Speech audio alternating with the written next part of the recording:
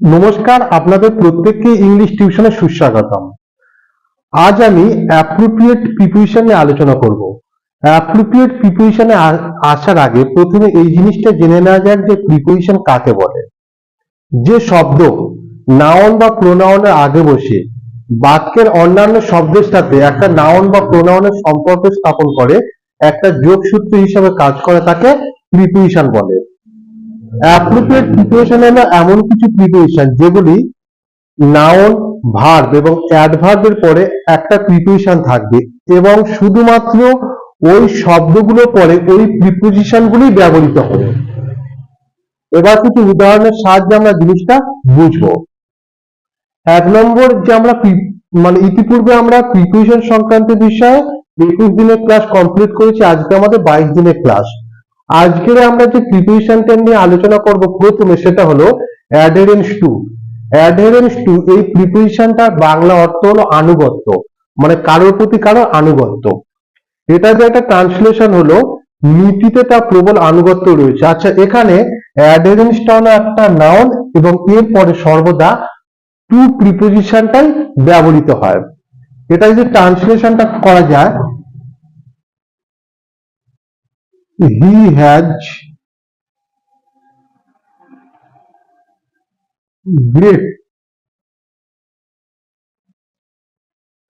adherence, ADHERENCE, he has great adherence to principle,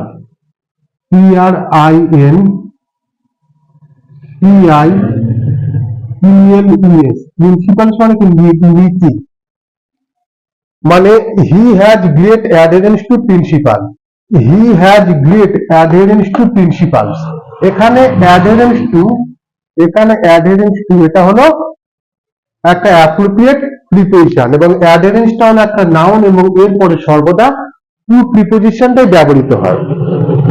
এর পরের উদাহরণটা খেয়াল করা যাক। এর পরের উদাহরণটা হলো অ্যাডমিশন অফ। অ্যাডমিশন অফ মানে স্বীকৃতি।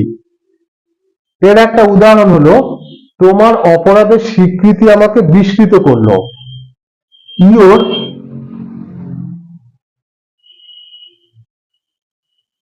Admission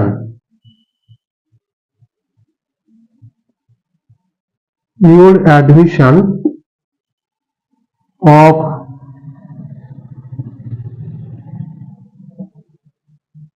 guilt surprised me. Surprised মানে কি অবাক করা, SURPRISED। এই যে অ্যাডমিশন অফ মানে স্বীকৃতি, মানে স্বীকার করা। Your admission of guilt surprised me মানে তোমার অপরাধের স্বীকৃতি আমাকে বিস্মিত করলো। পরের উদাহরণটা খেয়াল করা যাক, অ্যাডিকশন টু। অ্যাডিকশন টু এটার যে বাংলা মানে হলো কুকার্যের আসক্তি, মানে কোনো একটা খারাপ জিনিসের প্রতি কারণ ভালোবাসা বা খারাপ জিনিসের প্রতি তার টান। অরুণের মদে আসক্তি আছে, মানে অ্যাকচুয়াল মদ খাওয়াটাই কিন্তু খারাপ জিনিস, তো সেক্ষেত্রে বলছে যে অরুণের মদে আসক্তি রয়েছে, মানে মদ খাওয়ার প্রতি অরুণের একটা আলাদা টান রয়েছে। এটা যদি ট্রান্সলেশন করা যায়, Arun has addiction, ADDIC, addiction to wine. মদ ইংরেজি কি? Wine. Arun has addiction to wine মানে মদের প্রতি অরুণের আসক্তি আছে। এই যে আসক্তি আছে, এটা হলো স্বীকৃতি আর এটা হলো আনুগত্য। এবারে পরের উদাহরণটা খেয়াল করা যাক, অ্যাফেকশন ফর। অ্যাফেকশন ফর মানে কি? স্নেহ, মানে কারোর প্রতি ভালোবাসা। এখানে এটার উদাহরণটা হলো আমার প্রতি তোমার বাবার গভীর স্নেহ রয়েছে, আমার প্রতি তোমার বাবার গভীর স্নেহ রয়েছে। এটা যদি ট্রান্সলেশনটা করি, ইওর ফাদার হ্যাজ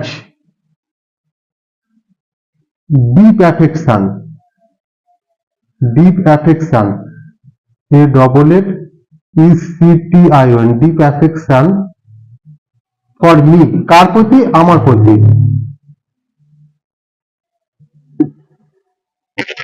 এই যে your father has deep affection for me, মানে আমার প্রতি তোমার বাবার গভীর স্নেহ রয়েছে।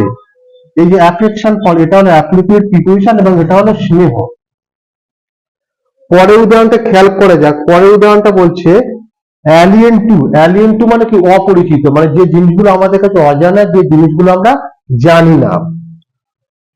পাশ্চাত্য প্রথাগুলি আমার কাছে অপরিচিত, মানে পাশ্চাত্য মানে কি? বিদেশি। এটা যদি ট্রান্সলেশনটা করা যায়, ওয়েস্টার্ন, WESTERN, ওয়েস্টার্ন কনভেনশন বা ওয়েস্টার্ন কাস্টমও বলতে পারো, customs.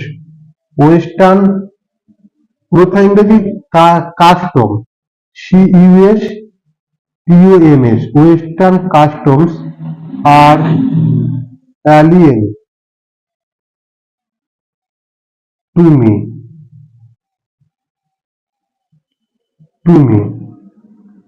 Western customs are alien to me, মানে বিদেশি যে পাশ্চাত্য প্রথাগুলি সেগুলো আমার কাছে অপরিচিত। এই অপরিচিত, এটা হলো অ্যালিয়েন টু, এবং অ্যালিয়েনের পরে সর্বদা টু প্রিপোজিশনটাই ব্যবহৃত হয়। এর পরের উদাহরণটা কি? Alliance with. অ্যালিয়েন্স উইথ মানে মৈত্রী। ভারতের সাথে নেপালের মৈত্রী রয়েছে। মৈত্রী মানে কি? বন্ধুত্ব, ফ্রেন্ডশিপ।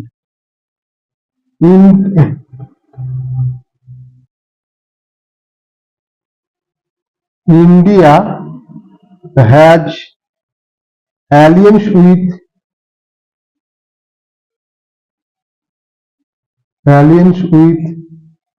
নেপাল। নেপালের সঙ্গে বন্ধুত্ব আছে।